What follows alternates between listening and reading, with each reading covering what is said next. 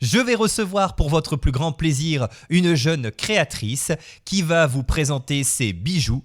Elle s'appelle Emma, elle représente le studio Sozo et nous l'accueillons tout de suite. Bonsoir Emma. Bonsoir Jérémy. On est ravis de vous avoir au micro de Variance FM, c'est un plaisir.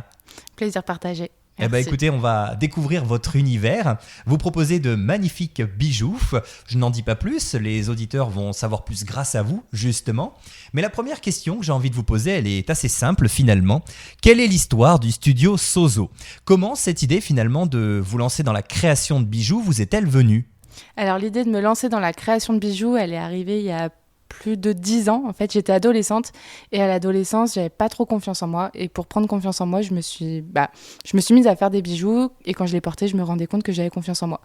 Donc ça fonctionnait comme ça pour moi et au bout d'un moment, je les ai postés sur les réseaux sociaux et on m'a demandé combien je les vendais. Et la question s'était jamais posée. Donc je me suis renseignée et à mes 19 ans, j'ai lancé mon entreprise. Un petit peu par curiosité, j'avais vu que la micro-entreprise, c'était pas très risqué, que je pouvais y aller. Donc, je me suis lancée vraiment par curiosité de savoir ce que ça allait donner. D'accord. Et alors, au départ, c'était quelque chose de partiel, vous le faisiez à côté d'une activité, et aujourd'hui, vous avez décidé de vous lancer à fond dans cette activité. C'est ça. Hier soir, j'ai quitté mon CDI, du coup, pour partir à fond dans Studio Sozo après avoir créé mon entreprise il y a 7 ans. Donc, après plein d'étapes différentes qui m'ont permis aussi de définir mon style, de définir le type de bijoux que je proposais. Aujourd'hui, maintenant que j'ai une expertise là-dessus et que je sais ce que je propose, je peux y aller et je peux foncer maintenant.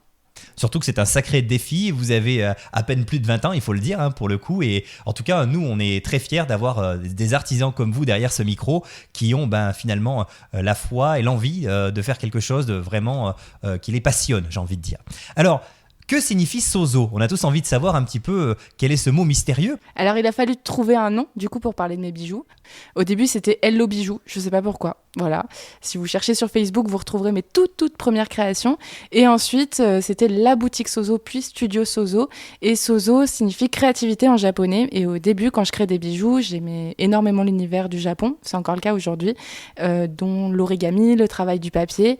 Et sur ma toute première collection de motifs illustrés, je me suis inspirée du Japon au travers des motifs que j'ai proposés. Donc j'ai gardé ce fil conducteur. Et c'est chouette parce qu'on me pose toujours la question et ça permet d'échanger autour de ce sujet-là. D'accord, en tout cas, le nom est très chouette. C'est vrai que ça vous rend un petit peu unique en quelque sorte. C'est ça. Écoutez, on va maintenant découvrir justement, comme vous le disiez, votre style, vos créations, ce que vous proposez finalement. Alors, quels sont les types de bijoux justement que vous proposez ? Est-ce que ce sont plutôt des boucles d'oreilles ? Est-ce que ce sont des bracelets ? Expliquez-nous. Alors principalement, ça sera des boucles d'oreilles et des bracelets. Je propose également des bagues et des colliers parce qu'on m'en demande des fois pour avoir la parure complète. Mais là où je préfère m'amuser, on va dire, sur la création de mes bijoux, ça va être sur les boucles d'oreilles et sur les bracelets qui sont des joncs. D'ailleurs, vous en portez, elles sont très jolies. Alors, je ne vais pas les décrire à nos auditeurs puisque vous aurez le plaisir de les décrire tout à l'heure, justement. Mais ouais, c'est vrai que ça donne quelque chose de très bien sur vous, pour le coup. Alors, les motifs que l'on retrouve sur vos bijoux ont une particularité, justement. Quelle est-elle ? Alors la particularité, c'est que j'illustre mes bijoux. Donc ça peut paraître un petit peu bizarre. Je me suis lancée dans l'illustration de motifs pendant mes études en communication. Quand j'ai découvert la création de motifs, je me suis dit mais trop bien, je fabrique des bijoux, maintenant j'ai envie d'aller plus loin. Comment je vais pouvoir faire pour mettre mes motifs sur mes bijoux ? Donc là, ça a été à peu près 2 ans de process, de trouver le bon imprimeur, de trouver comment concrètement j'allais les fabriquer. Donc ce qui est chouette, c'est que vraiment ce qu'on retrouve sur mes bijoux, c'est pas du papier que je récupère à gauche, à droite ou du papier déjà imprimé, c'est vraiment des illustrations que je crée moi-même. Ce sont vos propres dessins pour le coup. C'est ça. Et ça, vous y aviez pensé déjà en étant plus jeune, le fait de faire des dessins pour les transformer en bijoux, ou ça vous est venu comme ça en fait ? Pas du tout, ça m'est venu pendant le confinement quand j'étais en études.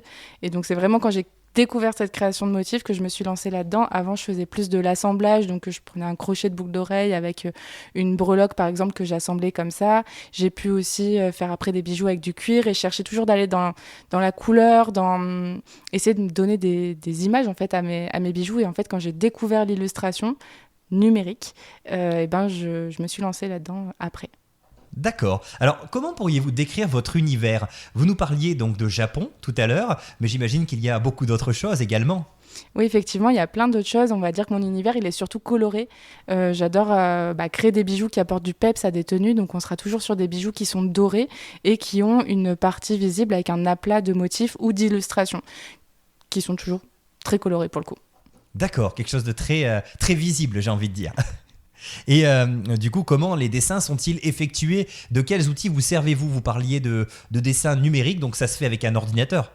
Alors, je commence à le faire avec une tablette, donc avec une tablette graphique où je commence à faire mes esquisses directement numériquement. Ça peut m'arriver de faire des esquisses aussi sur papier quand je suis pas avec ma tablette, que je vais après retravailler et après je vais le travailler sur des logiciels sur ordinateur. Donc, on appelle ça du dessin vectoriel. D'accord. Et est-ce que c'est plus difficile que du dessin traditionnel à la main ou pas du tout? Alors, je pense que ça dépend vraiment en fonction des personnes, pour connaître des personnes qui sont des illustratrices qui ont l'habitude d'avoir un crayon dans la main. Pour elles, c'est beaucoup plus simple de dessiner directement avec un papier et un crayon. Pour moi, c'est beaucoup plus compliqué parce que j'ai cette simplicité, je trouve, dans le dessin numérique, de pouvoir, on gomme pas, on n'abîme pas la feuille voilà, je suis beaucoup plus à l'aise sur cette technique-là de mon côté. D'accord. Et en plus, il y a un petit côté éco-responsable puisque ces dessins, ensuite, sont imprimés près de chez vous, c'est ça? C'est ça, c'était tout l'enjeu de Studio Sozo, comment mettre mes illustrations sur mes bijoux. Donc je me suis posé pas mal de questions, l'impression, alors j'ai essayé d'imprimer, mettre de la colle, de la résine, j'ai testé plein de choses. Il a fallu trouver le bon imprimeur, qui a accepté de travailler avec moi pour faire une impression qui était compatible avec les différents matériaux qui me permettaient d'assembler cette illustration au bijou. Et donc oui, ils sont imprimés à Vichy, je vais les chercher à pied et c'est super chouette de travailler en local. Oui, c'est chouette de pouvoir avoir l'imprimerie à côté de chez soi. Ouais, ça, c'est clair que c'est un très très gros avantage. Et alors, qu'est-ce qui vous inspire? Comment est-ce que vous trouvez finalement vos idées de dessin? Est-ce que vous faites ça selon les saisons peut-être? Ou est-ce que c'est vraiment votre imagination?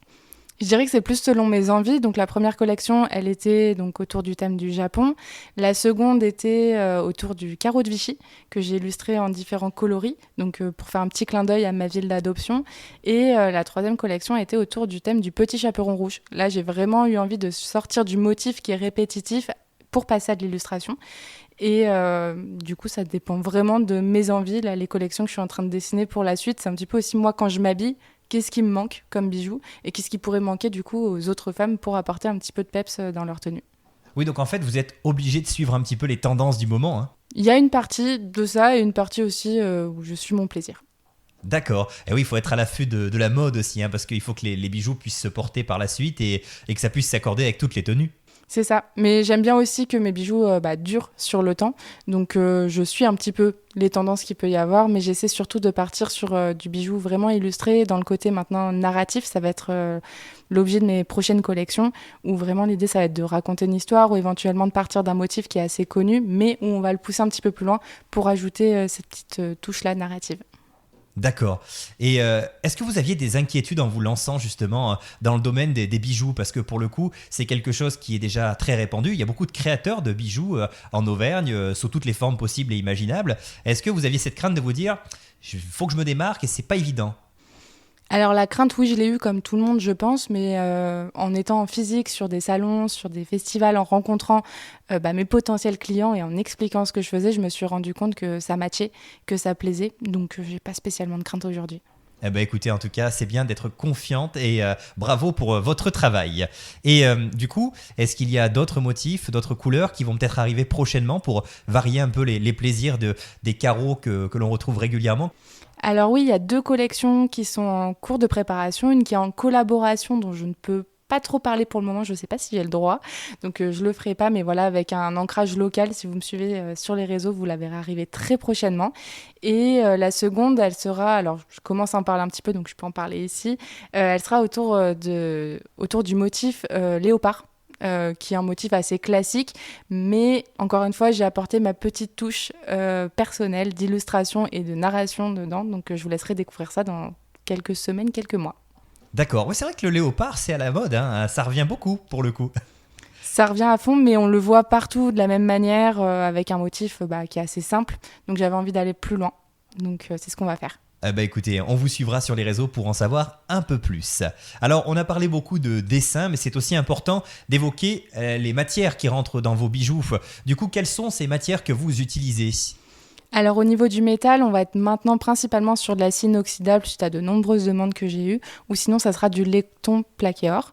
Et après, le papier est imprimé du coup à Vichy, donc c'est vraiment du papier, mais la question qui s'est posée, c'est comment protéger ce papier pour que le bijou puisse durer dans le temps. Donc j'ai testé pas mal de choses et aujourd'hui je travaille avec une super résine japonaise, donc la boucle est bouclée. Et alors, comment ça se passe l'assemblage justement de ce dessin avec le reste du bijou? Donc une fois qu'il est imprimé, donc souvent c'est une feuille en fait A4 de motifs que je vais venir découper à la forme du bijou et après je vais venir l'intégrer au bijou avec la résine directement dessus qui va venir donc catalyser, c'est de la résine UV qui va venir catalyser pour protéger le bijou. Ah oui, d'accord, donc il faut une certaine précision quand même parce que les bijoux sont assez petits, hein, c'est ça? Oui, c'est très précis, ça demande de la patience et surtout sur le début, les étapes où je me suis auto-formée en fait pour en arriver là, ça a été assez long. Il y a eu des catastrophes, mais aujourd'hui ça roule. Bon, bah, c'est l'essentiel, tout à fait.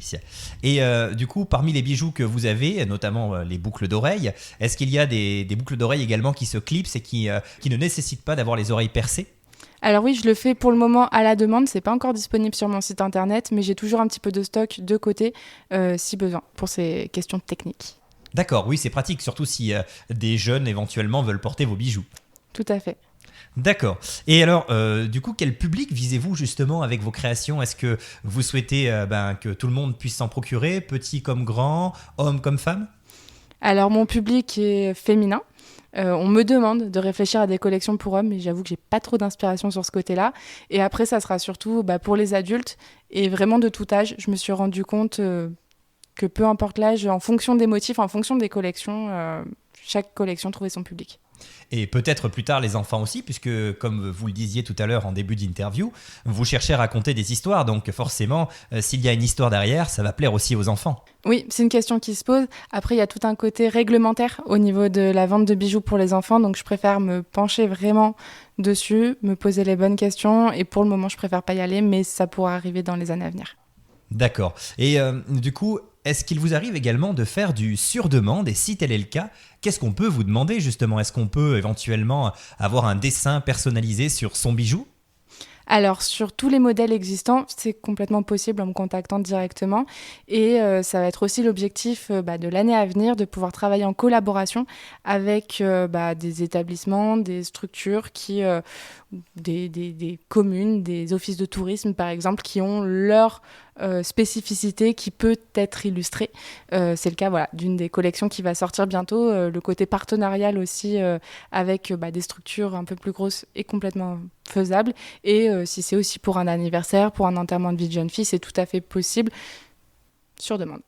Et pourquoi pas, c'est vrai, on aurait son petit dessin sur un bijou, c'est génial. Et peut-être même des dessins d'enfants, ça pourrait être des dessins d'enfants qui seraient retranscrits sur les bijoux pour avoir un petit souvenir de ce qu'on a fait quand on était plus jeune.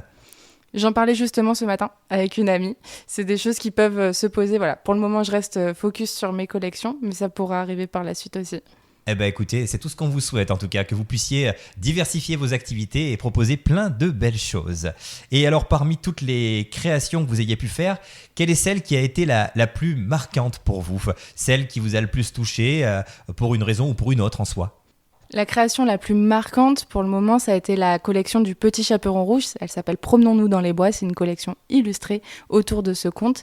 Ça a été une vraie sortie de zone de confort pour moi parce que je suis passée vraiment de l'illustration de motifs, donc vraiment quelque chose de répétitif, à une illustration pure et dure. Donc je me sentais pas très à l'aise de la sortir et elle a beaucoup plu à un public certes un petit peu différent et un peu plus niche, mais voilà, ça change vraiment des bijoux qu'on peut trouver habituellement et c'est vraiment vers ça que j'ai envie d'aller. D'accord, et c'est celle que vous portez, c'est pour ça que je disais tout à l'heure que je ne voulais pas en dire plus. Vous avez très bien présenté celle-ci, et c'est chouette parce qu'il y a une vraie petite histoire qui est racontée avec ce petit chaperon rouge pour le coup. C'est ça, en plus la paire de boucles d'oreilles est asymétrique, donc on retrouve le petit chaperon rouge un petit peu caché dans la forêt d'un côté, et de l'autre côté on retrouve le loup. On distingue ses yeux au fond de la forêt, et avec ces paires de boucles d'oreilles, on a aussi le jonc, où là on est sur quelque chose de plus simple avec un feuillage, donc qui peut convenir à peut-être un peu plus de monde. D'accord. Et est-ce qu'il vous est déjà arrivé de collaborer avec d'autres artisans pour certaines créations, ou alors est-ce que c'est un souhait peut-être futur de votre part? Alors pas pour le moment, mais tout comme je parlais tout à l'heure de différents établissements avec qui je pourrais être amenée à collaborer, moi ça serait un plaisir aussi de pouvoir collaborer avec des illustrateurs qui souhaitent aussi créer une collection à partir de leurs illustrations et de les voir arriver sur des bijoux. Et ben pourquoi pas, voilà, peut-être même des artistes du coin qui auraient leurs œuvres sur vos créations. Oui, ça pourrait donner de très très belles choses pour le coup. Alors, vous parliez de projets tout à l'heure. On va parler également des ateliers, parce que je crois que vous proposez régulièrement des ateliers créatifs. Alors justement, est-ce que vous avez des projets d'ateliers qui vont arriver prochainement, des choses dont vous souhaiteriez nous parler ? Alors le projet des ateliers, c'est quelque chose qui me suit aussi depuis un moment parce que j'ai toujours aimé créer et j'ai souhaité développer ça, d'aller un petit peu plus loin et de pouvoir vraiment proposer des expériences créatives. Donc il y a des choses qui sont proposées sur le territoire autour de Vichy avec la boutique Jus de Carotte et d'autres boutiques et d'autres partenaires qui arrivent où je propose, alors pour les adultes vraiment, on part sur la découverte d'un savoir-faire autour du papier et aussi des choses plus autour de l'éveil artistique avec les enfants. L'idée, c'est vraiment d'arriver à un lâcher-prise et de prendre confiance en soi avec la créativité, comme ce qui a été le cas pour moi. Donc, c'est vraiment ce que j'ai envie de partager aujourd'hui. Et au-delà de ça, je vais proposer aussi les anniversaires, enterrements de vie de jeune fille. Tous ces projets-là sur mesure sont un projet sur lequel je suis vraiment en train d'arriver là sur Vichy. Eh ben écoutez, très beau projet pour le coup. Évidemment, la boutique Jus de Carotte que vous connaissez, chers amis auditeurs, puisqu'on avait eu le plaisir de recevoir la créatrice sur l'antenne il y a quelques semaines de cela. Alors, on va bientôt se quitter parce que le temps passe très très vite. J'ai une question importante pour vous. Maintenant, on va parler de vos contacts, des moyens de vous retrouver. Est-ce que vous pouvez peut-être nous donner votre page Facebook, votre site internet, éventuellement peut-être les moyens aussi de vous retrouver si vous avez un atelier ? Alors, pour mes réseaux sociaux, donc ça sera Studio Sozo sur Facebook. Vous pouvez retrouver mon site internet, donc studio-6 sozo.fr. Et pour les ateliers, mon programme est sur mon site internet également. Donc, vous pourrez me retrouver chez Jus de Carotte à peu près tous les week-ends, les mercredis, surtout pendant les vacances scolaires. Et bientôt dans d'autres boutiques et avec d'autres partenaires. Écoutez, en tout cas, on était vraiment très contents de pouvoir découvrir tout votre travail. On espère que vous allez pouvoir aller où vous le souhaitez avec tous ces projets et on vous souhaite surtout plein de belles choses. On vous remercie pour ce temps d'échange et on vous dit à bientôt sur l'antenne. Merci beaucoup, à bientôt.